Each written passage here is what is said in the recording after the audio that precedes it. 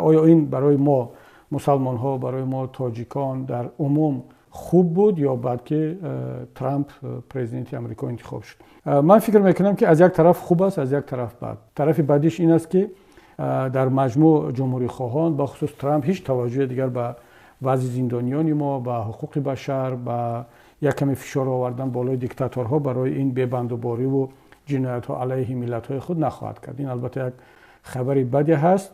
اما پهلوی مثبت مسئله در چی است؟ ببینید، ما عادت کردیم و یک کمی همیشه فریب میخوریم، با خصوص کشورهای پسا شوروی، که همیشه یک توقع انتظاری خاص از کشورهای غربی داریم که اینها چون خود کشورهای دموکراتی هستند و همیشه شعار دفاع از حقوق بشر و آزادی مطبوعات و آزادی سیاسی و آزادی‌های دینی را مطرح میکنن، اینا ما انتظار داریم که اینها در حالت قانونشکنی ها، در حالت پامال شدن حقوق بشر میان دخالت میکنن. اما واقعیت کار چنین نیست.